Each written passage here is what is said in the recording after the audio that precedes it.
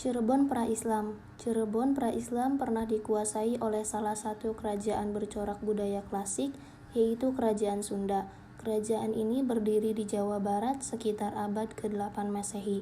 Kemunculan Kerajaan Sunda dalam panggung sejarah kebudayaan Indonesia dibuktikan dengan sumber tertulis berupa prasasti-prasasti dan naskah kuno. Awal pembentukan kerajaan di Cirebon. Pada 8 April 1445 Masehi, di pantai utara Jawa Barat terdapat sebuah desa nelayan kecil yang bernama Muara Jati. Pelabuhan Muara Jati ini masih wilayah Kerajaan Galuh. Ibu kotanya Raja Galuh menempatkan seorang sebagai pengurus pelabuhan atau Syah Bandar adalah Ki Gedeng Alang-Alang. Pada saat itu, pelabuhan Muara Jati sudah banyak disinggahi oleh kapal-kapal asing untuk berniaga dengan penduduk setempat. Karena perkembangannya yang sangat pesat, Ki Gedeng Alang-Alang memindahkan daerah pemukiman penduduk ke daerah Lemahungkuk sebagai daerah pemukiman. Penyebaran Islam di Cirebon. Peran Walang Sungsang dalam menyebarkan agama Islam. Walang Sungsang menyebarkan agama Islam dengan cara pertama, membantu proses penguburan secara Islami, yaitu memandikan, mengkafani, menyolati, dan menguburkan. Yang kedua, Walang Sungsang mendirikan tajuk yang dikenal sebagai Sang Tajuk. Peran Sunan Gunung Jati dalam menyebarkan agama Islam.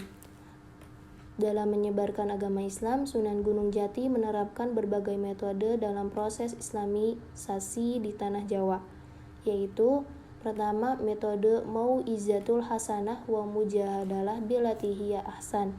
Yang kedua, metode Al-Hikmah. Yang ketiga, metode Tadaruj atau Tarbiyatul Ummah.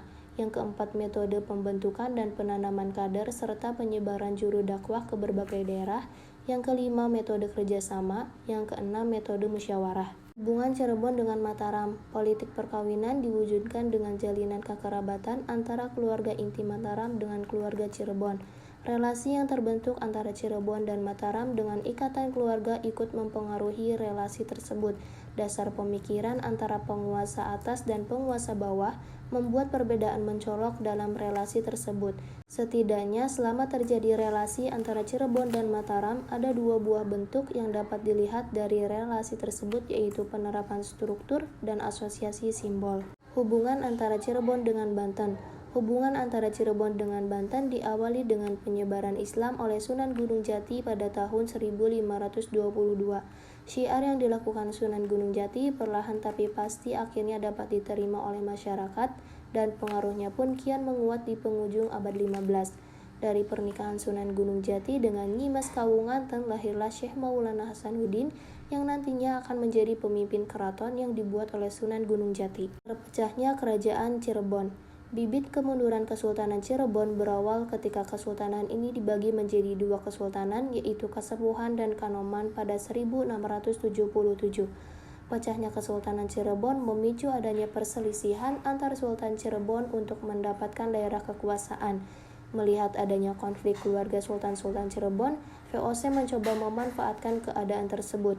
Adanya pengaruh dan campur tangan VOC dalam tubuh kesultanan membuat perubahan dalam bidang politik dan ekonomi di Cirebon. Selain perubahan kondisi politik dan ekonomi, kekuasaan VOC berpengaruh juga terhadap kondisi sosial dan budaya masyarakat Cirebon. Kesultanan Cirebon. Kesultanan Cirebon merupakan kerajaan Islam pertama di tanah Sunda. Kerajaan ini berdiri sekitar abad ke-15 dan ke-16 Masehi. Masa keemasan Kesultanan Cirebon, Sunan Gunung Jati memerintah dari tahun 1479 sampai 1568 Masehi. Di bawah kepemimpinannya, Kesultanan Cirebon memasuki masa kejayaannya. Segala sesuatu, mulai dari agama, politik, hingga perdagangan berkembang pesat. Islam semakin populer dan pemeluknya semakin banyak. Kesultanan Cirebon mampu merebut pelabuhan Sunda Kelapa pada tahun 1527 Masehi dan mencegah pengaruh Portugis di wilayah tersebut. Sunan Gunung Jati berhasil menggunakan sistem politik dengan prinsip desentralisasi dalam pola kerajaan pesisir. Di sisi lain, Cirebon memiliki kegiatan kerjasama perdagangan dengan negara-negara Kampa, Malaka, India, Cina, dan Arab di bawah sistem ekonomi saat itu. Runtuhnya Kesultanan Cirebon.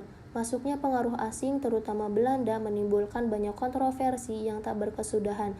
Akhirnya pada tahun 1681 Masehi ditandatangani kesepakatan antara penguasa Cirebon dan Belanda yang dimana kesepakatan itu sangat menguntungkan Belanda karena kemitraan dagang yang disebut VOC mampu melakukan eksklusivitas perdagangan di Cirebon. Perang Kedongdong pada tahun 1802 sampai 1812 Masehi terjadi Perang Kedongdong atau perlawanan rakyat Cirebon.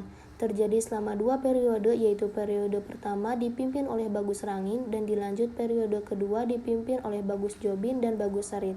Pemicu terjadinya Perang Kedongdong ini adalah diusirnya dan dibuangnya Pangeran Raja Kanoman dari keraton ke Ambon dan jabatan Sultan diberikan kepada saudara Pangeran Raja Kanoman yang lebih memihak pemerintah kolonial. VOC, Perjanjian Cirebon dengan Belanda, Perjanjian 7 Januari 1681, Perjanjian 4 Desember 1685, Perjanjian 8 September 1688, Perjanjian 4 Agustus 1699. Pada tahun 1752, VOC menetapkan peraturan tentang pergantian sultan di Cirebon. Secara umum, ketetapan tersebut mencakup 2 hal. Pertama, pergantian tahta berdasarkan warisan dari seorang ayah kepada anak untuk setiap sultan.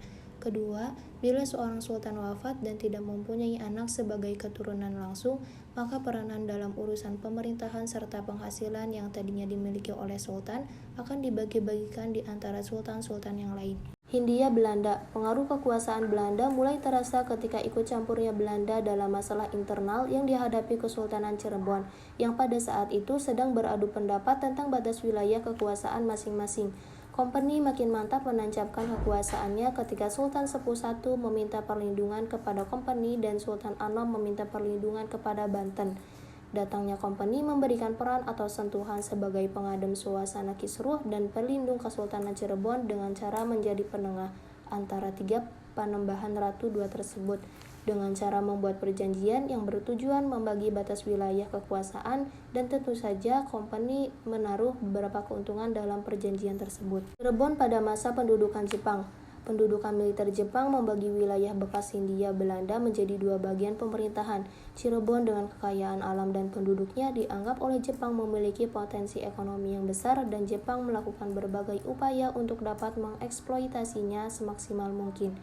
Wajib serah padi, yaitu kebijakan yang dibuat oleh Jepang yang mengharuskan petani untuk menyerahkan sebagian produksi mereka kepada pemerintah dengan harga resmi yang sangat rendah. Etnisitas masyarakat Cirebon. Letak geografis Cirebon yang berada di antara budaya Sunda dan Jawa telah menciptakan keunikan budaya tersendiri, yaitu budaya Cirebon. Dalam kebudayaan Cirebon sekaligus pula memperlihatkan Cirebon sebagai masyarakat yang multikultural. Pengaruh 2 kebudayaan besar di Cirebon, yakni Sunda dan Jawa, tampak pada digunakannya kedua bahasa tersebut sebagai media komunikasi masyarakat Cirebon. Ada pula pengaruh kebudayaan dari Arab, yaitu Kampung Arab Panjunan menjadi bukti dari Arab yang memiliki peran sebagai salah satu etnis yang turut serta dalam sejarah Cirebon. Juga ada Tionghoa. Kuatnya pengaruh etnis Tionghoa dapat dilihat pada gaya arsitektur, motif batik, cara memasak, memancing, gaya pakaian, dan lain-lain. Budaya dan seni di Cirebon, yaitu ada tari topeng, sinteren, kesenian gembyung, genjering rudat, angklung bungkok, batik. Motif batik mega mendung merupakan visualisasi dari bentuk mega atau awan. Motif ini merupakan pengaruh kebudayaan Cina yang merambah ke Cirebon.